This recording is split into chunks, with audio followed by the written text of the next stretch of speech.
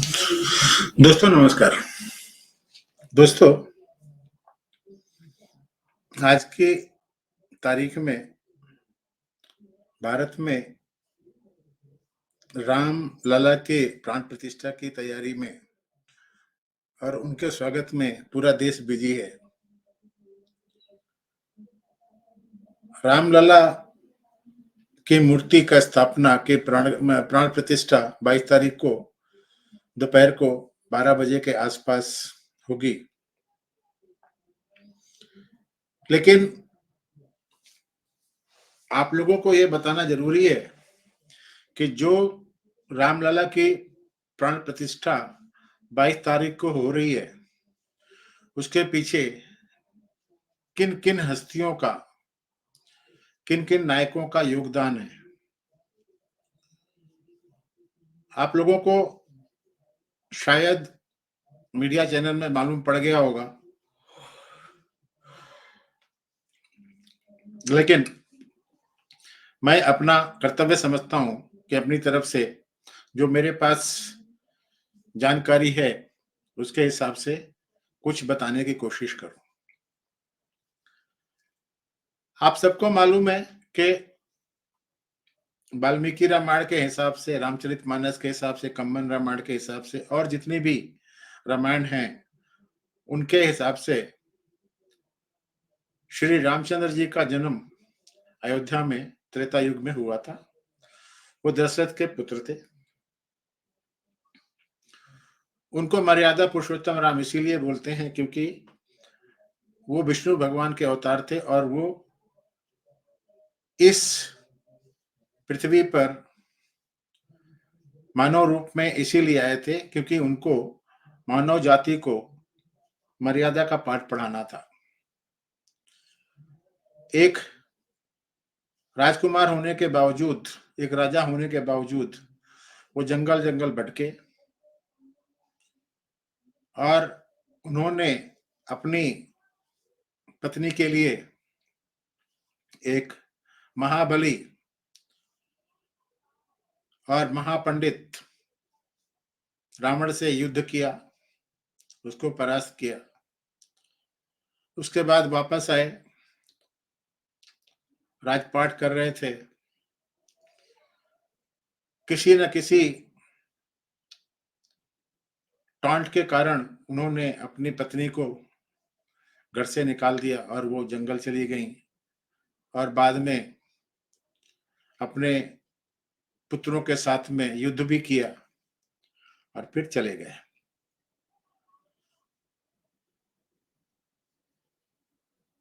हम हिंदू लोग, सनातन धर्म के पालन करने वाले लोग राम को भगवान ही मानते हैं। कुछ भी अनहोनी होती है या कुछ भी ऐसा होता है तो हम हे राम बोलते हैं। एक दूसरे को सुबह जब नमस्कार करते हैं तो राम राम बोलते हैं। क्योंकि मैं अवध इलाके का हूँ, पहले हमारा जिला इलाहाबाद था, बाद में मायावती जी ने काट करके उसको कौशाम्बी कर दिया है, तो मैं कौशाम्बी जिले से हूँ। और वो स्थान जहाँ पे मैं पैदा हुआ हूँ, वहां से राजापुर, जहाँ पर महर्षि तुलसीदास पैदा हुए थे, वो करीब 20-25 किलोमीटर दूर है, यमुना के किनारे है। तो मेरा ननिहाल भी राजापुर के पास ही है, तो वहां पर तो सुबह शाम रामचरितमानस और रामचंद्र जी की ही चर्चा होती थी। उसी को सुनते हुए हम लोग बड़े हुए। जिस समय हम बच्चे बच्चे थे उस समय ना तो टीवी था, ना तो बिजली थी, ना तो रेडियो था। अगर शाम को कुछ मनोरंजन करना होता था तो पिताजी कभी रामायण, रामचरितमानस का पाठ करते थे, कभी महाभारत पढ़ते थे। यही होता रहता था, तो उसी को सुनते सुनते हम लोग बड़े हुए। शाम के टाइम में हर घर में ज्यादातर एक रिवाज था कि रामायण का पाठ पढ़ा जाता था। मुझे याद है, मेरी छोटी दीदी रामायण को हमेशा पढ़ती रहती थी और उसके बाद में वो उनका पारायण करती थी, पूजा करती थी। हमने भी चौथी पांचवी में परशुराम लक्ष्मण संवाद पढ़ा था, नाथ संबोधन भंजन ही आ रहा, ये है वो है। खैर 1500 के आसपास जब यहाँ पर बाबर आया तो उसने यहाँ पर सनातन धर्म के मानने वालों को, हिंदू धर्म के मानने वालों के ऊपर आक्रमण करना शुरू कर दिया, उनको कन्वर्ट करना शुरू कर दिया, ज्यादा जोर जबरदस्ती की। और उनका इरादा यही था कि जितने भी हिंदुओं की पूजा स्थल हैं, धर्म स्थल हैं, उनको नष्ट किया जाए। और उसी सीक्वेंस में उन्होंने अयोध्या में राम मंदिर को ढहा करके वहां पर बाबरी मस्जिद बनवा दी थी। क्योंकि उस समय मुगलों का राज था, बाबर के बाद हुमायूं, हुमायूं के बाद अकबर, अकबर के बाद जहांगीर, जहांगीर के बाद शाहजहां, शाहजहां के बाद औरंगजेब, इस तरीके से चलता रहा। तो हिंदू समाज उस समय दबा हुआ था, जोर जबरदस्ती हो रही थी, कोई सुनने को तैयार नहीं था। उसके बाद मुगल शासन को खत्म किया अंग्रेजों ने, और अंग्रेज भी यहाँ पर जितने साल तक रहे उन्होंने सिर्फ हिंदू और मुसलमानों के बीच में लड़ाई करके अपना फायदा उठाया, राज चलाया। तो उस समय भी कोई सुनवाई करने वाला नहीं था। लेकिन फिर भी राम जन्मभूमि की अयोध्या में मंदिर की मांग साधु महात्मा उठाते रहे। सन 1885 के आसपास महंत रघुवीर दास ने फैजाबाद जिला अदालत में एक याचिका दायर कर विवादित ढांचे के बाहर एक छतरी बनाने की अनुमति मांगी थी।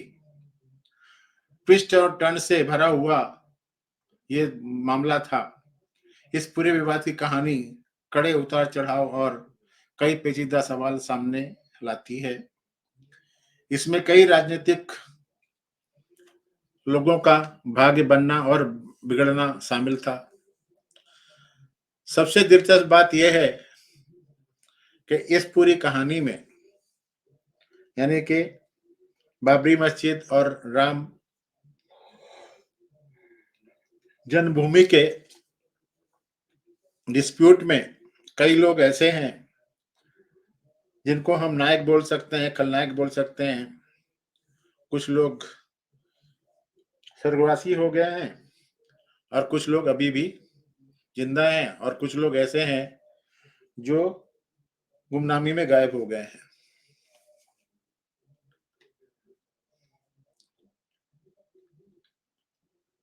देश आजाद जब 1947 को हुआ, उसके बाद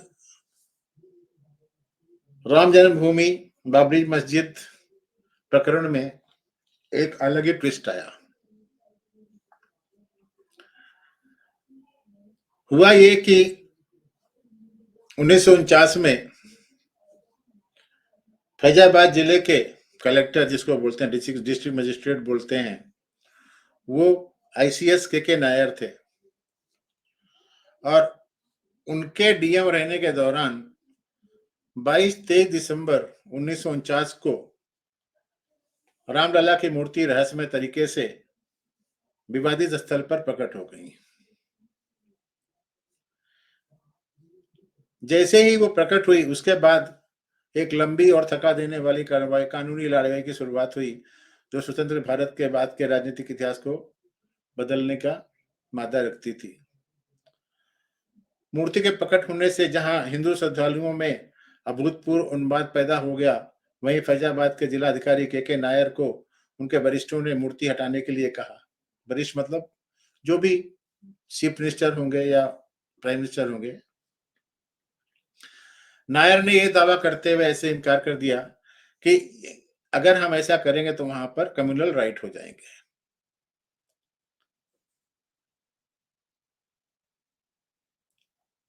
सुप्रीम कोर्ट में जब यह सुनवाई चल रही थी, जिसका फैसला 8 नवंबर 2019 को आया था, उस समय मुस्लिम पक्षकारों के वकील राजीव धवन ने सुप्रीम कोर्ट के सामने नायर की भूमिका पर प्रकाश डालते हुए कहा था कि नायर और उनके साथी स्थानिक अधिकारी गुरुदत्त सिंह ने तत्कालीन मुख्य सचिव भगवान सहाय और पुलिस महानिरीक्षक बीएन लहरी को निर्देशों के बावजूद मूर्ति को हटाने के लिए कार्यवाही नहीं की। उन्होंने इस बात पर भी प्रकाश डाला था कि तत्कालीन प्रधानमंत्री जवाहरलाल नेहरू ने घटना के बारे में गंभीर चिंता व्यक्त की थी। उस समय नायर के ऊपर आरोप लगाया गया कि नेहरू के आदेशों की उन्होंने अनदेखी की थी और वहां से मूर्ति नहीं हटाई थी। 2010 में इलाहाबाद उच्च न्यायालय का फैसला जो आया था, उसमें भी नायर की भूमिका पर काफी जोर दिया गया है। इस मामले में फैजाबाद के तत्कालीन पुलिस अधीक्षक कृपाल सिंह द्वारा नायर को 29 नवंबर 1949 को मूर्ति के उपस्थित होने से एक महीना पहले लिखे गए एक पत्र के बारे में बात कही गई है।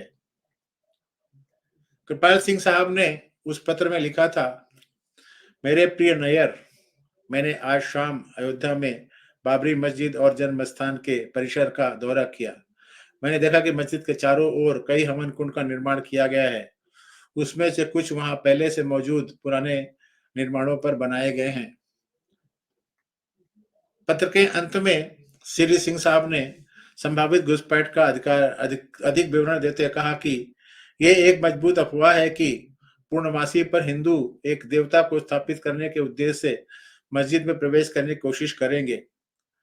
फैसले में मूर्ति के प्रकट होने के बाद नायर द्वारा तैयार किए गए कई पत्रों की रिपोर्ट का भी जिक्र किया गया है, जिसमें नायर ने लिखा है कि यह खबर बहुत आश्चर्य की बात है, क्योंकि ये कभी रिपोर्ट नहीं की गई थी या संदेह नहीं किया गया था कि मस्जिद में जबरन घुसने और कब्जा करने की कोई चाल थी। हालांकि हाईकोर्ट ने कहा कि आश्चर्य वास्तविक प्रतीत नहीं होता है, क्योंकि 29 नवंबर को लिखे गए पुलिस अधीक्षक के उपरोक्त पत्र में इस तरह की योजना का स्पष्ट उल्लेख था। एक महत्वपूर्ण संदर्भ में हाईकोर्ट के फैसले में कहा गया कि उनके अलावा उसी रिकॉर्ड में श्री नायर द्वारा श्री गोविंद नारायण गृह सचिव उत्तर प्रदेश सरकार लखनऊ को दिनांक 8/12/1949 के अपने वायरलेस संदेश के जवाब में एक पत्र है, जिसमें जन्मभूमि पर बाबरी मस्जिद और श्री राम जी के मंदिर की स्थिति को दर्शाने वाले साइड प्लॉट के साथ संलग्न किया गया है। उक्त पत्र में श्री नायर ने कहा है कि विक्रमादित्य द्वारा साइट पर एक शानदार मंदिर का निर्माण किया गया था और 16वीं शताब्दी में इसे बाबर द्वारा ध्वस्त कर दिया गया था। बाबरी मस्जिद के रूप में जाने वाली मस्जिद का निर्माण किया गया था। उक्त प्रक्रिया में मंदिर के निर्माण सामग्री का उपयोग किया गया था और बहुत समय पहले हिंदुओं को फिर से एक साइड के कब्जे में बहाल किया गया था, यानी 2 दीवारों के कोने पर। आगे उल्लेख किया गया है कि मस्जिद जाने वाले मुस्लिम मंदिर के सामने से गुजरते हैं और मुसलमानों द्वारा कभी-कभी अपने जूते उतारने में विफलता पर अक्सर परेशानी होती है। फैसले में विस्तार से बताया गया था कि कैसे नायर ने अपनी रिपोर्ट में मस्जिद में हिंदुओं के जबरन प्रवेश की आशंकाओं के बारे में सभी अफवाहों को खारिज किया था, जैसा कि पुलिस अधीक्षक श्री सिंह ने उजागर किया था, जो बाद में सच हो गया था।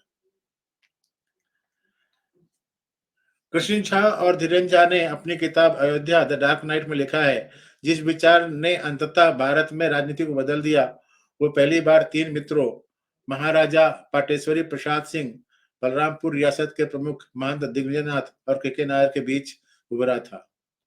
नायर, जो 1 जून 1949 से 14 मार्च 1950 तक फैजाबाद में 9 महीने और 14 दिन के लिए तैनात थे, उन पर जिला मजिस्ट्रेट के रूप में अपने कर्तव्य की लापरवाही का आरोप लगाया गया था और गुरुदत्त सिंह के साथ सेवा छोड़ने के मजबूर किया गया था। लेकिन हिंदुओं के लिए ये नायक थे। उन्होंने अपने उन्होंने अपने भगवान की भूमि पर दावा करने में मदद की। नायर लोकसभा चुनाव में भारतीय जनसंघ के उम्मीदवार 1967 में बनाए गए थे और वहां से बहराइच से उन्होंने जीत हासिल की थी। नायर के बारे में और बहुत कुछ मिलता है पढ़ने के लिए, उसके बारे में मैं थोड़ा आपको बताता हूँ। 1 मिनट, वेट बस।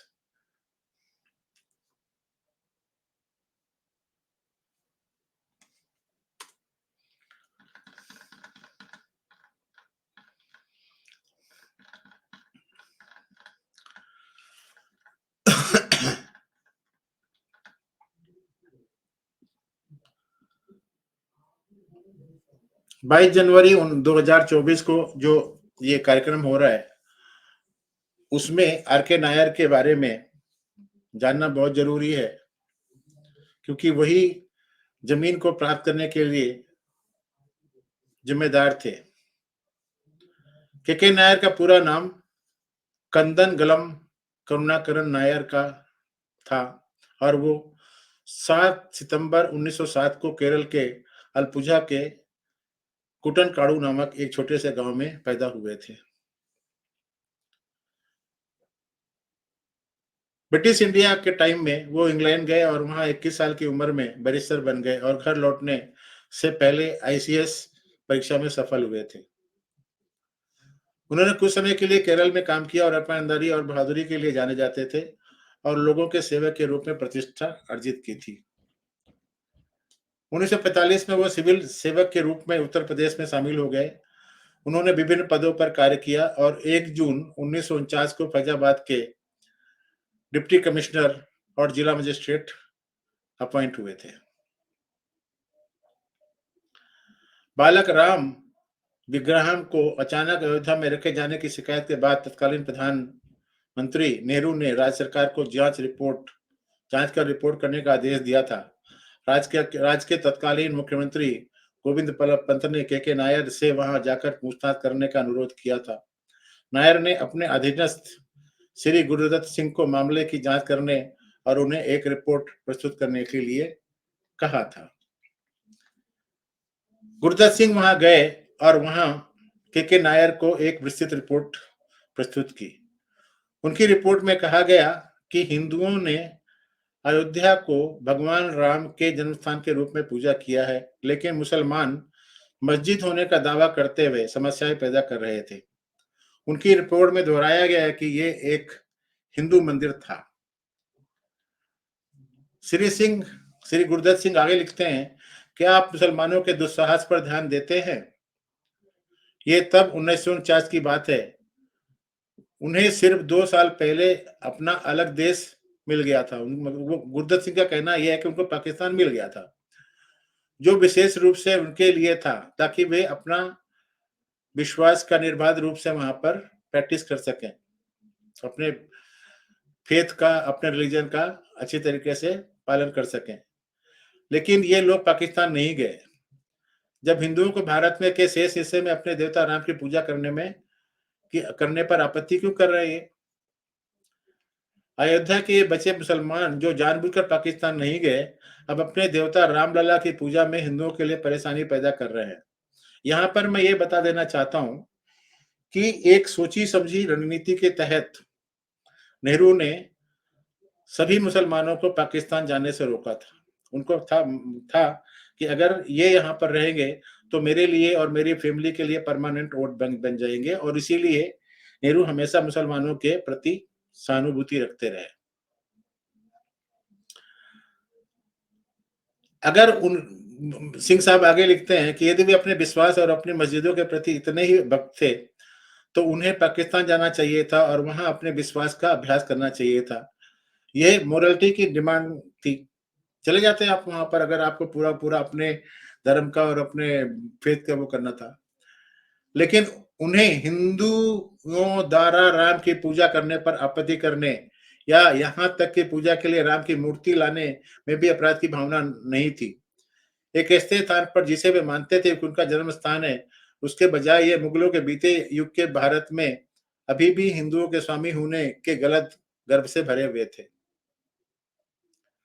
उनके पास मस्जिद के अपने अधिकार को रखने के लिए एक भयानक योजना थी, जिसे बाबर ने 500 साल पहले बनाया था। राम के मंदिर के अधिकार पर जो कम से कम 5,000 साल पहले अस्तित्व में था, या माना जाता है कि वहां मौजूद था।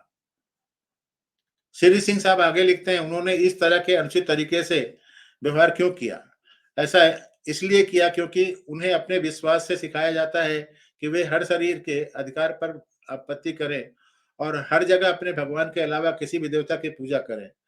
उन लोगों से लड़ना जो दूसरे परमेश्वर की निंदा करते हैं, उस दूसरे ईश्वर या उसकी छवि को नष्ट करना, उन सभी को अपने विश्वास और अपने परमेश्वर में परिवर्तित करना जो किसी अन्य परमेश्वरों की पूजा करते हैं, और यदि छिपने से इनकार करते हैं तो उन्हें मार डालें और उनकी महिलाओं और बच्चों को गुलाम बना ले। ये कुरान की 9.29 आयत के बारे में वो बोल रहे हैं। अब सूचना प्रौद्योगिकी से उनके विश्वास के इस ज्ञान को एक सामान्य स्थान बना दिया है। अब हर कोई इसे जानता है और कुछ भी छुपा नहीं है। श्री गुरुदत्त सिंह ने आगे सुझाव दिया कि यह वहां एक बड़ा मंदिर बनाया जाना चाहिए। उनकी रिपोर्ट में कहा गया कि सरकार को उनके लिए जमीन आवंटित करनी चाहिए और मुसलमानों के इस इलाके में जाने पर रोक लगा देनी चाहिए। इस रिपोर्ट के आधार पर नायर ने मंदिर के 500 मीटर के अंदर के दायरे में मुसलमानों के जाने पर रोक लगाने का आदेश जारी कर दिया। उल्लेखनीय है कि न तो सरकार और न ही अदालत आज तक इस प्रतिबंध को हटा पाई है। जब यह बात नेहरू के कानों में पड़ी तो घबरा गए और गुस्से में आकर के परेशान हो गए। वो चाहते थे कि सरकार, मतलब राज्य सरकार, उत्तर प्रदेश की सरकार क्षेत्र से हिंदुओं को तत्काल निकालने और शिशु रामलला के हटाने का आदेश दे। मुख्यमंत्री गोविंद वल्लभ पंत ने नायर को तुरंत हिंदुओं को खाली कराने और शिशु रामलीला की मूर्ति को हटाने का आदेश दिया था, लेकिन नायर ने आदेश को लागू करने से इनकार कर दिया। दूसरी ओर उन्होंने एक और आदेश जारी किया जिसमें कहा गया कि बेबी राम को दैनिक पूजा की जानी चाहिए। आदेश में यह भी कहा गया कि सरकार को पूजा का खर्च और पूजा करने वाले पुजारी का वेतन वहन करना चाहिए। इस आदेश से घबराकर नेहरू ने तुरंत नायर को सेवा से हटाने का आदेश दे दिया। बर्खास्त किए जाने पर नायर इलाहाबाद अदालत में गए और खुद नेहरू के खिलाफ सफलतापूर्वक बहस की। अदालत ने आदेश दिया कि नायर को बहाल किया जाना चाहिए और उसी स्थान पर काम करने की अनुमति दी जानी चाहिए। अदालत का आदेश नेहरू के चेहरे पर काली स्याही पोतने जैसा था। उस आदेश को सुनकर अयोध्या के निवासियों ने नायर से चुनाव लड़ने का आग्रह किया, लेकिन नायर ने कहा कि एक सरकारी कर्मचारी होते नाते वो चुनाव में खड़े नहीं हो सकते। अयोध्या के निवासी चाहते थे कि नायर की पत्नी चुनाव लड़े। जनता के अनुरोध को स्वीकार करते हुए श्रीमती शकुंतला नायर उत्तर प्रदेश के पहले विधानसभा के दौरान अयोध्या में उम्मीदवार के रूप में मैदान में उतरी। उस समय पूरे देश में कांग्रेस के उम्मीदवारों ने जीत हासिल की, लेकिन अयोध्या में नायर की पत्नी के खिलाफ चुनाव लड़ने वाले कांग्रेस उम्मीदवार कई हजार वोटों से हार गए थे। श्रीमती शकुंतला नायर 1952 में जनसंघ में शामिल हुई और संगठन का विकास कार्य शुरू कर दिया। हैरान नेहरू और कांग्रेस ने नायर पर दबाव बनाना शुरू कर दिया। इसके बाद उन्होंने पद से इस्तीफा दे दिया और इलाहाबाद उच्च न्यायालय में एक वकील के रूप में काम करना शुरू कर दिया।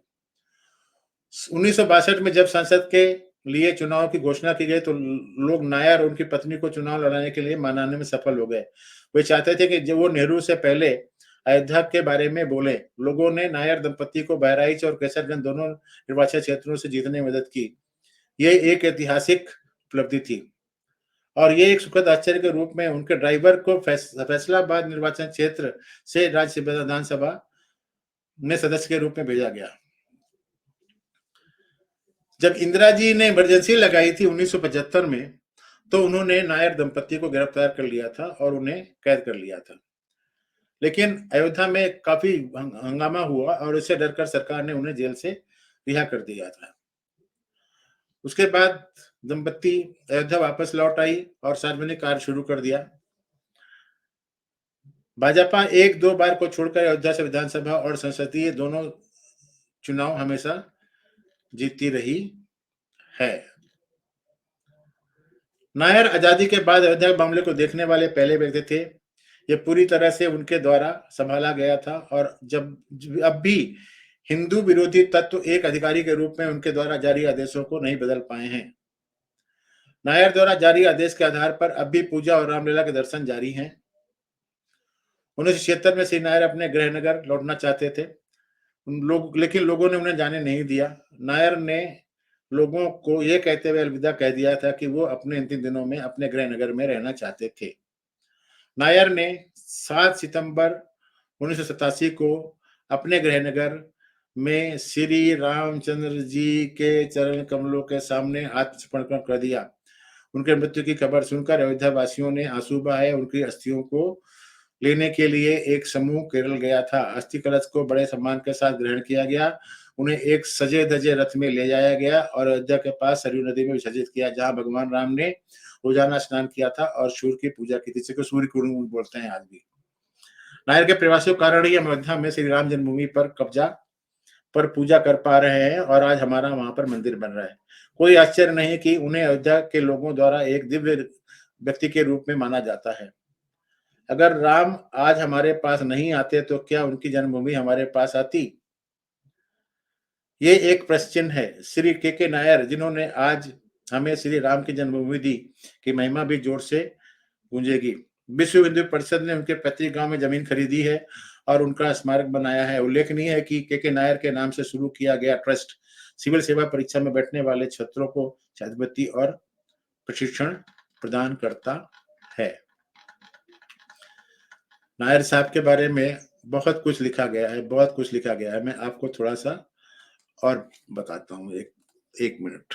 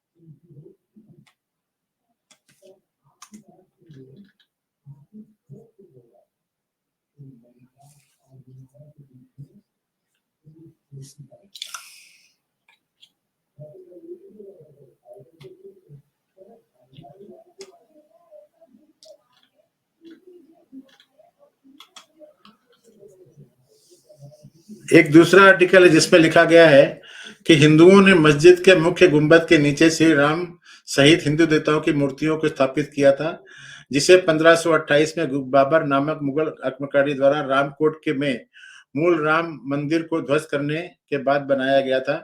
पुलिस द्वारा साइट की सुरक्षा किए जाने के बावजूद हिंदू सफल रहे।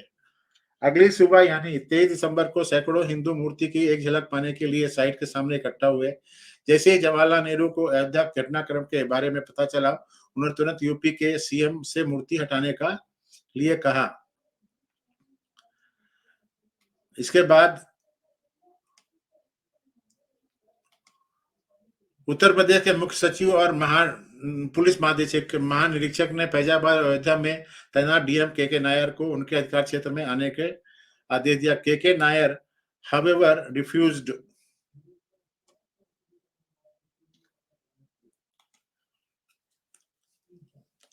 के नायर ने मूर्तियों को हटाने से इनकार कर दिया। उन्होंने 1930 से यूपी में विभिन्न पदों पर कार्य किया। जिस तरह से उन्हें इस मुद्दे को संभाला और उसका रुख राम जन्मभूमि से मूर्तियां न हटाने के कारण उन्हें नायक बना दिया गया। संभागीय आयुक्त ने नायर के विचार का समर्थन किया और दोनों ने राम जन्मभूमि स्थल को सख्त पुलिस नियंत्रण में रखने का प्रस्ताव किया। उन्होंने एक पुजारी को देवताओं की पूजा करने की अनुमति दी।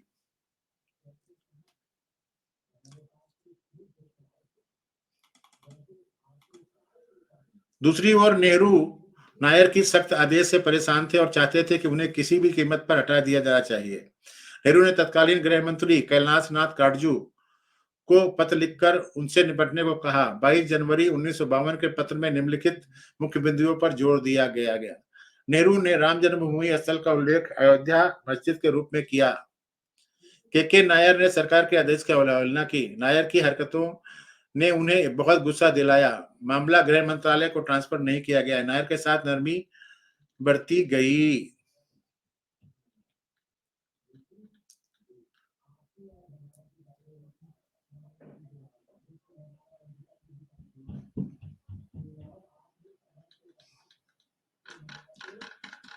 ये बोलना चाह रहे हैं, ठीक है। तो बाद में इस आर्टिकल में वैसे ही लिखा गया है जो मैं आपको पढ़ के सुना चुका हूं, तो उसके बारे में मैं पढ़ना नहीं चाहता, आप लोगों का टाइम खराब होगा। के नायर जो है 11 सितंबर 1907 को पैदा हुए थे और उसके बाद वो आईसीएस बन गए। उन्होंने फिर गुरुदत्त सिंह को वहां भेजा अब यहाँ पे ये बोल रहे हैं कि 1 मिनट।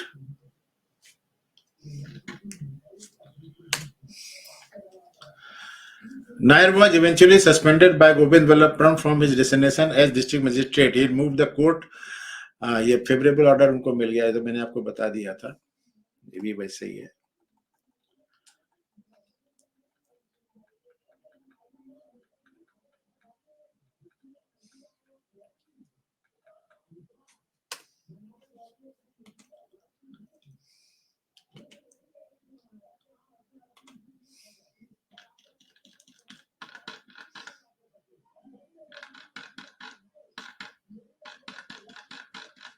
अब मैं आपको एक चीज पढ़ाना चाहता हूँ, बताना चाहता हूँ, जिसमें कि हमारे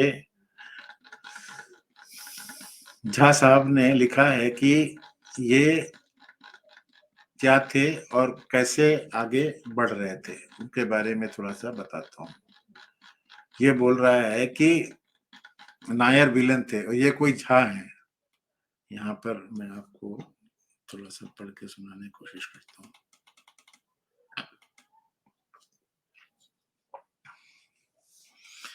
ये लिख रहा है, झा है, क्या नाम है इसका, जो मैंने पढ़ के सुनाया ना उस समय, कौन सा कमल झा क्या नाम है।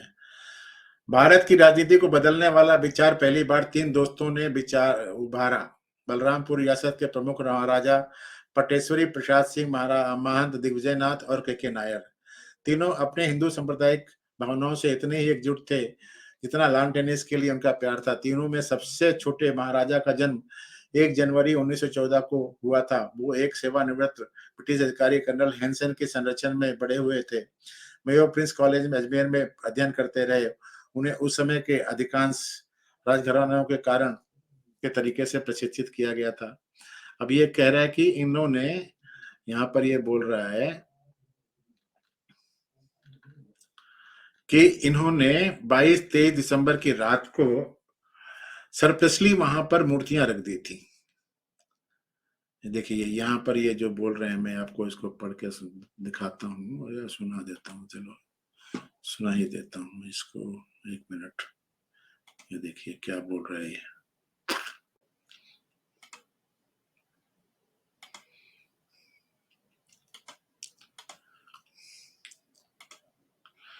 ये देखिए, बाद में फैजाबाद में उनके कार्यकाल सरकारी सेवा के उनके अंतिम वर्ष साबित हुए और उन्होंने हिंदू कट्टरपंथियों के नेताओं के रूप में इस मामले में फंसाया गया, जिन्होंने 22 दिसंबर 1949 की रात को बाबरी मस्जिद में मूर्ति लगाई थी। आधिकारिक जांच में निष्कर्ष निकाला गया कि नायर और सिंह ने घटना में इतनी प्रमुख भूमिका निभाई कि उन्हें निजी सचिव से सेवानिवृत्त होने के लिए आमंत्रित किया जाना चाहिए। इसके बाद के नायर को अपने सहायक गुरुदत्त के साथ अपने पद से सेवानिवृत्त होने के लिए मजबूर होना पड़ा था, ये बोल रहे हैं। अब यहाँ पर देखें क्या बोल रहे हैं, ये देखें। हालांकि इन अधिकारियों के लिए बदनामी हासिल करना अभी जल्दबाजी होगी, जब बाबरी मस्जिद में मूर्ति के रोपण से महीनों पहले उन्हें प्रशासनिक अध्यक्षा पलट के माध्यम से चबूतरे पर राम मंदिर बनाने के मिशन की शुरुआत की। उनकी योजना मंदिर निर्माण के लिए राज्य सरकार के अनुमति प्रदान करने 6 दशक पुरानी स्थिति को उलटने की थी। उन्होंने सोचा था कि ये अंततः बाबरी मस्जिद को घेर लेगा। उस उद्देश्य के लिए उन्होंने जो पहला काम किया वो यह था कि कुछ स्थानीय हिंदुओं द्वारा चबूतरे पर एक भव्य मंदिर के निर्माण की मांग करने का अनुरोध को लखनऊ में स्थित राज्य सरकार के कार्यालयों को भेजा गया। इस अनुरोध के जवाब में संयुक्त प्रांत सरकार के उप सचिव केहर सिंह ने 20 जुलाई 1949 को नायर के प्रदेश के अनुकूल प्रारंभिक रिपोर्ट और मामले में उनकी सिफारिश मांगी गई थी। पत्र में आगे क्या गया था कि ये नजुल की जमीन है, ऐसा है वैसा है, ये सब कुछ लिखा गया था। अब यहाँ देखिए क्या लिखा है इन्होंने यहाँ पर।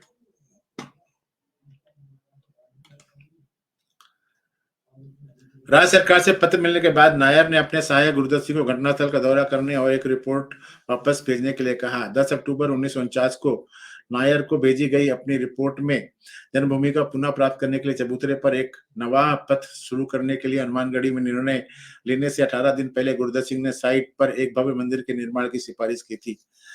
पत्र में आगे कहा गया था, मैं वहां पर गया, ऐसा हुआ वैसा हुआ, ये सब कुछ जो मैंने पढ़ के सुना दिया आपको।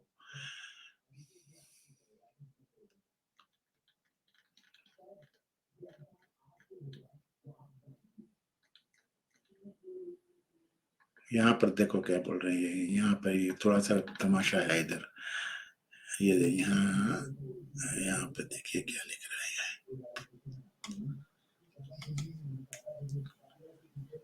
अंत में हालांकि नायर और सिंह उन प्रशासनिक तख्तापलट को अंजाम नहीं दे सके जिसकी उन्होंने योजना बनाई थी। अयोध्या के स्थानीय वैरागियों के साथ महासभाइयों द्वारा जन्मभूमि पर कब्जा करने की खुली वकालत के बाद अयोध्या में स्थिति बिगड़ने के बाद राज्य सरकार के पैर ठंडे पड़ गए और इन अधिकारियों द्वारा शुरू की गई प्रक्रिया आगे बढ़ नहीं सकी। हालांकि ये नायर और सिंह को अपने एजेंडे को आगे बढ़ाने में रोक नहीं सका। उन्होंने पहले ही अपने राजस्व का जिसकी विफलता में उन्होंने जिस प्रशासनिक तख्तापलट की योजना बनाई थी वो शहर में चर्चा का विषय बन गया, जिसमें हिंदू संप्रदायों की गतिविधियों को एक बड़ा बढ़ावा मिला। इन अधिकारियों से कदम से उनकी लोकप्रियता बढ़ गई, खासकर हिंदू महासभा के बीच। बहुत कुछ समय में हिंदू महासभा की फैजाबाद इकाई के प्रमुख और महंत दिव्यनाथ के भरोसेमंद सहयोगी गोपाल सिंह विशारद ने के नायर और गुरुदत्त सिंह के साथ बहुत अच्छे संबंध विकसित कर लिए थे। समय के साथ विशारद और नायर पारिवारिक मित्र भी बन गए थे। विशारद के बेटे राजेंद्र सिंह ने नायर के बारे में कहा, अधिकारी ने कहा, नायर अक्सर अपनी छोटी कार से विशारद के घर जाया करते थे, जो उन्हें समतल स्टेट के उपहार में। इस कार का एक इतिहास है। नायर से पहले उनका उपयोग समतल की राजकुमारी द्वारा किया गया है। एक बार राजकुमारी उस कार में अध्याय और विशारद के घर पर नायर से मुलाकात की। दोनों बहुत जल्दी दोस्त बन गए। शायद उन्होंने नायर को कार गिफ्ट कर दी थी, क्योंकि ये जब वो अयोध्या से निकली थी तो नायर उस खूबसूरत कार को चलाते हुए नजर आए थे। इस घटनाक्रम ने नायर को विशारद के करीब ला दिया। अवध किशोर झा अभिराम दास के चचेरे भाई मंदिर में मूर्ति लगाने वाले व्यक्ति ने बताया गया। ये है अवध किशोर झा जिन्होंने ये मूर्ति लगाई थी। मतलब इसमें दरभंगा वालों का काफी हाथ है भाई। क्या लिख रहे हैं ये? सुबह लगभग 5 बजे 23 दिसंबर 1905 को मैंने बिस्तर छोड़ दिया और एक पागल लड़के की तरह दौड़ना शुरू कर दिया। कुछ ही मिनटों में जन्मभूमि पहुंच गया। अवध किशोर जो उस समय 16 वर्ष के थे ने तब देखा वो कुछ अप्रत्याशित था। क्या था वो देखें।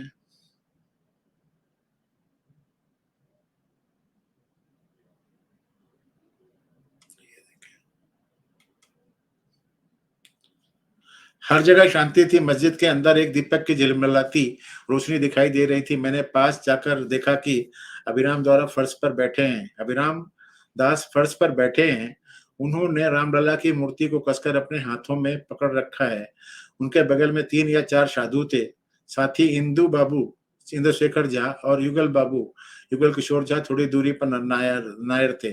जब मैं पास गया तो मैंने नायर साहब को अभिराम दास से कहते सुना, महाराज यहाँ से मत हटो, रामलला को अकेला मत छोड़ो। सभी को नारा लगाने के लिए कहा कि रामलला भूखे यदि मुझे याद भी है। नायर साहब दृढ़ और गंभीर दिख रहे थे। जैसा कि अवध किशोर ने उस दृश्य का विशेष से वर्णन किया, यह स्पष्ट हो गया कि सुबह 5 बजे तक के नायर मस्जिद के पूर्ण नियंत्रण में थे। अभिराम दास और अन्य बैरागियों के साथ बातचीत में वो उस अधिकारी की तरह लग रहे थे जिसे पालन किया जाना था। कूल्हे पर हाथ रखना, आगे झांकना, एक जुझारू उंगली के साथ अपनी बात रखना, ये महत्वपूर्ण था। अभिराम दास ने आधी रात को सफलतापूर्वक ऑपरेशन खत्म करने के बाद फैजाबाद के जिला मजिस्ट्रेट मौके पर पहुंचने वाले पहले लोगों में से थे। उस समय मस्जिद में केवल मुट्ठी भर लोग थे और अयोध्या सो रही थी। उस घटना के बारे में किसी को पता नहीं चला या लोगों को इतनी देर से पता चला कि कोई हंगामा संभव नहीं होता। अगर जिला मजिस्ट्रेट ने तेजी से कार्रवाई करते मस्जिद में हिंदू देवी देवताओं की मूर्ति और छवियों को हटा दिया होता और उसके आंतरिक और बाहरी दीवारों से कई संख्या में नहीं लिखे गए लेखों को हटा दिया होता। इसलिए ये हिंदू विश्वासियों के बीच कोई उपद्रव पैदा किए बिना आसानी से मस्जिद की तशद्दुद को बहाल कर सकते थे। देश में कहीं भी किसी भी जिला मजिस्ट्रेट ने ये उम्मीद नहीं की, but it was not a normal situation, ये बोल रहा है। देखो ये भी झा साहब ही हैं जो लिखने वाले हैं, क्या बताएं। एनीवे यहाँ पर ये क्या बोल रहा है, ये देखिए क्या बोल रहा है। A few Hindus entered, उन्होंने कहा कुछ हिंदुओं ने बारात में बाबरी मस्जिद प्रवेश किया जब मस्जिद सुनसान थी और वहां एक देवता की स्थापना की। डीएम और एसपी महोदय पर थे। स्थिति नियंत्रण में थी। 15 लोगों के पुलिस पिकेट रात को ड्यूटी करी, लेकिन उसने स्पष्ट रूप से कार्रवाई नहीं की, ये ऐसा बोल रहे हैं। फिर ये ऐसा बोल रहे हैं कि भाईलाल कोई था, उसने बताया था, भाईलाल तो मिला नहीं। एनीवे, तो ये एक ऐसी कहानी है जिसको आपको बताना जरूरी था। मैं अब नायर साहब की थोड़ी सी आपको फोटो दिखा देता हूँ, ये नायर साहब थे कौन।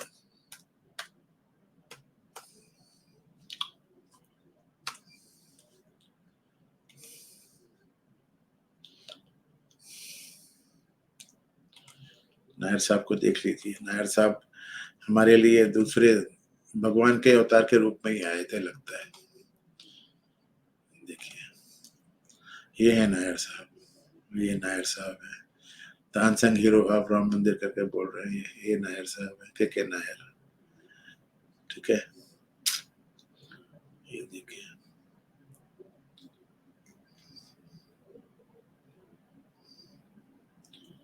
ये देखिए, श्री के नायर। तो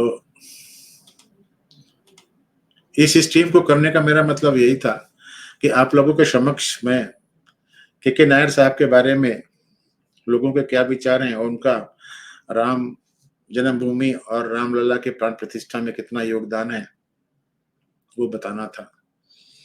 तो आशा है आपको ये वीडियो अच्छा लगा होगा। अगर मेरा चैनल और वीडियो आपको अच्छे लगते हैं, कंटेंट अच्छे लगते हैं, तो आप इनको लाइक करें, शेयर करें, मेरे चैनल को सब्सक्राइब करें और अगला वीडियो पाने के लिए बेल आइकन दबा दें। मिलते हैं अगले वीडियो में किसी और मुद्दे के साथ। तब तक के लिए नमस्कार, शुभ रात्रि।